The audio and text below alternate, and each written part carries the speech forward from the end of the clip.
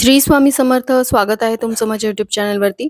आजचा दिवस तुम्हाला खूप छान, सुखाचा, समाधानाचा जाऊ देत, हीच मी स्वामींच्या चरणी प्रार्थना करते आणि आजच्या व्हिडिओला सुरुवात करते. तर 15 ऑक्टोबरपासून नवरात्रीला सुरुवात होणार आहे. नवरात्रीमध्ये घटस्थापना झाल्यानंतर देवांना हलवावे का? देवांना अंघोळ कशी घालावी? कोणत्या कारणामुळे आपल्या घराला दोष लागत असतात? याबद्दलची माहिती मी आजच्या व्हिडिओमध्ये शेअर करणार आहे. त्यामुळे व्हिडिओ स्किप न करता शेवटपर्यंत बघत राहा. घटस्थापना हा एक असा प्रसंग आहे जिथे देवी शक्ती भक्तांच्या जीवनामध्ये अधिक शक्ती आणि ऊर्जा आणते. 9 दिवस चालणाऱ्या या उत्सवाची सुरुवात घटस्थापनेने होते, ज्याला कलश स्थापना सुद्धा म्हणतात. त्याची सुरुवात घटस्थापनेपासून होते, जिथे मातीच्या भांड्यामध्ये कलश ठेवला जातो आणि भांड्याच्या गळ्यामध्ये पवित्र धागा बांधला जातो. त्यामध्ये माती आणि धान्याचे थर भरले जातात. एकदा कलश ठेवल्यानंतर भक्त दुर्गा देवीची प्रार्थना करतात आणि पुढील 9 दिवस त्यांच्या घरी राहण्यासाठी तिची पूजा करतात. या प्रक्रियेनंतर पंचोपचार पूजा केली जाते. पंचोपचार पूजेमध्ये देवीला 5 पूजेच्या वस्तू अर्पण केल्या जातात. कलश आणि सर्व देवतांना दीप अर्पण करून पूजा सुरू होते. त्यानंतर अगरबत्ती, फुले आणि सुगंध प्रज्वलित केला जातो. पंचोपचार पूजा नैवेद्य आणि प्रसाद देऊन समाप्त होते, ज्यामध्ये फळे आणि मिठाई यांचा समावेश असतो. तर अशा प्रकारे आपल्या घरामध्ये नवरात्रीमध्ये घटस्थापना केली जाते. आता नोकरीनिमित्ताने जी लोक बाहेरगावी राहतात ती अखंड दीप प्रज्वलित करून देवीची सेवा उपासना करत असतात. नवरात्रीमध्ये घटस्थापना केल्यानंतर आपल्या घरातली कुलदेवी, कुलस्वामिनी घटी बसलेली असते. ज्यांच्या घरामध्ये घटस्थापना केलेली आहे त्यांच्या घरामध्ये देवीला घटी बसवतात आणि ज्यांच्या घरामध्ये घटस्थापना केलेली नसेल, म्हणजेच नोकरीनिमित्ताने बाहेरगावी आहेत, अखंड दीप प्रज्वलित केलेला आहे, तिथे त्यांना हा नियम पाळावा लागतो, म्हणजे देवींना अंघोळ घालता येत नाही. आता देवी जर घटी बसलेली असेल तर देव्हाऱ्यातील इतर देवी देवतांना हलवायचं का? त्यांना अंघोळ कशी घालायची? आणि जर अंघोळ घालायची नसेल तर कोणत्या नियमांचं पालन करायचं? आता एकदा का घटस्थापना झाली की आपल्या देव्हाऱ्यात असलेला कुलदेवीचा टाक असेल किंवा मूर्ती असेल किंवा फोटो असेल, तो घटी बसत असतो. मग त्या फोटोला किंवा टाकाला, मूर्तीला तुम्हाला हलवता येत नाही. त्यामुळे देवीला तुम्हाला अंघोळ घालण्याचा प्रश्नच येत नाही. देवीची तुम्हाला एकदा स्थापना केल्यानंतर तुम्हाला 9 दिवस देवीला हलवायचं नसतं. आता हाच नियम ज्यांच्या घरामध्ये अखंड दीप प्रज्वलित केलेला आहे, जसं मी तुम्हाला सांगितलं, नोकरीनिमित्ताने जे बाहेरगावी आहेत त्यांनी अखंड दीप प्रज्वलित केलेला आहे, त्यांच्या घरी सुद्धा कुलदेवीचा टाक, मूर्ती किंवा फोटो असेल तर तो घटी बसतो.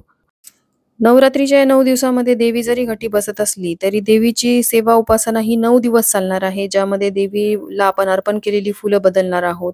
देवीची सकाळ संध्याकाळ आरती होणार आहे. देवीची उच्च कोटीची सेवा, ज्यामध्ये दुर्गा सप्तशतीचं पठण होणार आहे. देवीला नैवेद्य अर्पण केला जाणार आहे, म्हणजे 9 दिवस देवीची सेवा उपासना करून देवीला आपण प्रसन्न करून घेत असतो. पण देव्हाऱ्यातील इतर देवी देवतांची सेवा सुद्धा करणं तितकंच महत्वाचं आहे. आपल्या प्रत्येकाच्याच घरामध्ये एक देवघर असतं, ज्यामध्ये देवी देवतांच्या मूर्त्या, फोटो हे देवघरामध्ये असतात. आपल्या घरातील महिला किंवा कोणतीही व्यक्ती आपापल्या देवघरातील पूजा ही रोज करतच असते. अगदी मनोभावे आणि श्रद्धाने आपण पूजा करत असतो आणि दररोज ही देवपूजा होतच असते. घटस्थापनेच्या दिवशी तर आपल्या देव्हाऱ्यातील देवांना शास्त्रोक्त पद्धतीने साफ केले जाते. त्यानंतर देव्हाऱ्यामध्ये त्यांची स्थापना करून पंचोपचारे पूजा करून नैवेद्य वगैरे अर्पण केला जातो. देव्हाऱ्यामध्ये जर कुलदेवीचा टाक असेल, मूर्ती असेल, त्यावरती सुद्धा अभिषेक करून देवी घटी बसवली जाते. एकदा का देवी घटी बसली की देवीचा टाक असेल, मूर्ती असेल किंवा फोटो असेल, हलवता येत नाही. त्यांची दुरूनच आपल्याला पंचोपचार पूजा करायची असते, जसं की हळदी, कुंकू, अक्षदा, फूल अर्पण करायचं असतो.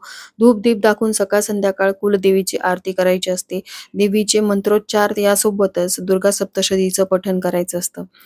तर अशा प्रकारे देवी घटी बसते. पण देव्हाऱ्यातील इतर देवी देवतांना अंघोळ घालावी का? तर बऱ्याच जणांच्या घरामध्ये काय होतं, एकदा देवी घटी बसली तर इतर देवी देवतांना अंघोळ घातल्या जाते. आणि बऱ्याच जणांच्या घरामध्ये, अगदी आमच्याकडे सांगायचं झालं तर, कुलदेवीचा टाक असेल, मूर्ती असेल किंवा देवीचा फोटो असेल, घटी बसल्यानंतर देव्हाऱ्यातील इतर देवी देवता सुद्धा घटी बसतात. त्यांना 9 दिवसामध्ये हलवता येत नाही. मग अशा वेळेस देवांची पूजा कशा प्रकारे करावी?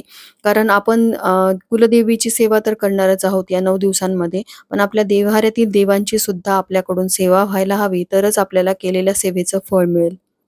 आता ज्यांच्याकडे कुलदेवी घटी बसल्यानंतर देखील देव्हाऱ्यातील देवांना हलवलं जातं, रोजच त्यांना अंघोळ घातली जाते, त्यांनी त्या प्रथेचं, परंपरेचं पालन करावं. म्हणजे रोजच त्यांना देवांना बाहेर काढायचं आहे, त्यांना अंघोळ घालून स्वच्छ करून देव्हाऱ्यामध्ये त्यांची स्थापना करायची आहे. आता ज्यांच्याकडे नवरात्रीच्या या 9 दिवसांमध्ये देवी घटी बसवल्यानंतर कोणत्या नियमांचं पालन करायचं आहे? त्या नियमांचं पालन केलं तरच तुम्हाला सेवेचं फळ मिळेल, अन्यथा आपल्या घराला त्याचे दोष लागू शकतात. तर ते कोणते नियम आहेत? तर नवरात्रीच्या पहिल्या दिवशी ज्यावेळेस तुम्ही देवांची पंचोपचार पूजा करून देव्हाऱ्यामध्ये स्थापना करता. आता देवीसाठी आपण एक अखंड दीप प्रज्वलित केलेला असतो. आता बऱ्याच जणांकडे काय करतात, कुलदेवीसाठी जो अखंड दीप 9 दिवसांसाठी प्रज्वलित केलेला असतो, तो एकच दिवा त्यांच्याकडे लावलेला दिसतो आणि देव्हाऱ्यातील देवांसमोर दिवा लावलेला दिसत नाही. हे अत्यंत चुकीचं आहे. ज्यावेळेस आपली देवी घटी बसते, देव्हाऱ्यातील देवासमोर सुद्धा एक अखंड दिवा सुरू असायला हवा, कारण आपल्या देव्हाऱ्यातील देवसुद्धा घटी बसलेले आहेत. हा अतिशय महत्त्वाचा नियम आहे, कारण कोणतीही सेवा सुरू करण्यापूर्वी ती आपण अग्नीच्याच साक्षीने करत असतो.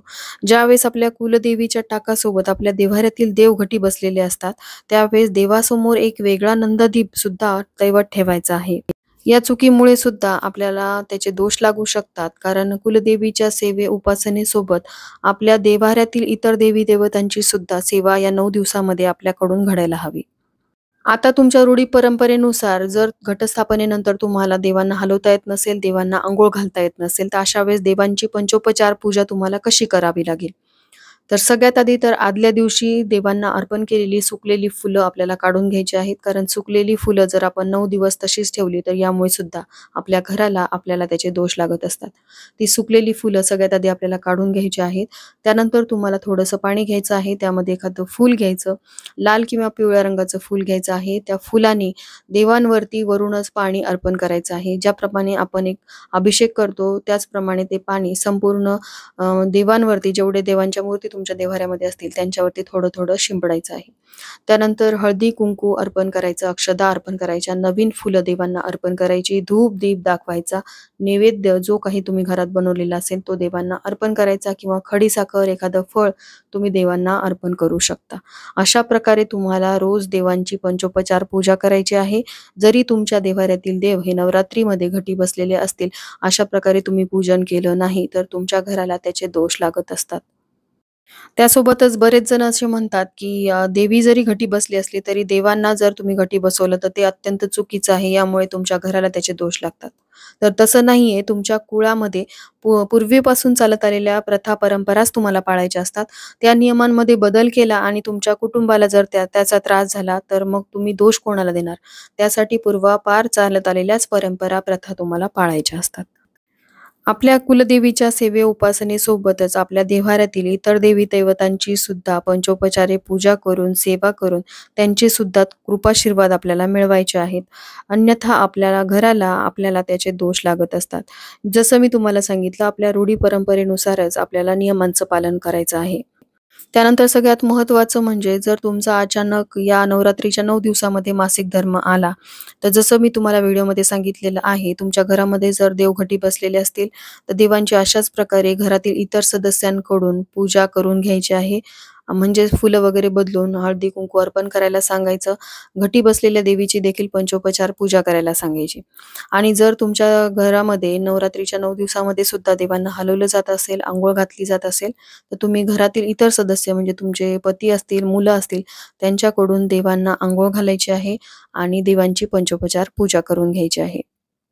आता ज्यांच्या घरामध्ये घटस्थापना केली जाते, पण ती गावी केली जाते आणि नोकरीनिमित्ताने तुम्ही बाहेरगावी राहतात आणि अखंड दीपच प्रज्वलित केलेला असेल, तरी देखील तुम्हाला तुमच्या रूढी परंपरेनुसारच देवांना घटी बसवायचा आहे, किंवा जर तुमच्याकडे देवांना रोज अंघोळ घातली जात असेल, तर फक्त कुलदेवीचा टाक घटी बसवायचा आणि इतर देवी देवतांना अंघोळ तुम्हाला घालायची आहे.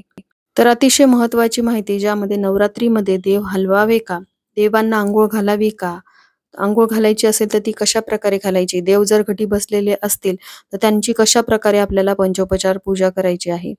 याविषयीची सविस्तर माहिती मी या व्हिडिओमध्ये देण्याचा प्रयत्न केलेला आहे.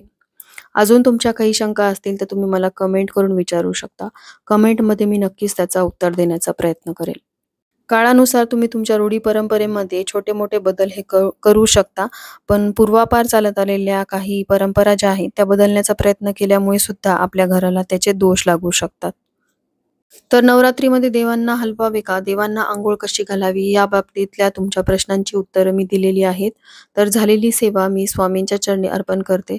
इथेच व्हिडिओचा एंड करते. व्हिडिओ आवडला असेल, हेल्पफुल वाटला असेल, तर लाईक, शेअर, सबस्क्राईब करा. भेटूया तशाच एका नवीन व्हिडिओसोबत. तोपर्यंत सर्वांना श्री स्वामी समर्थ.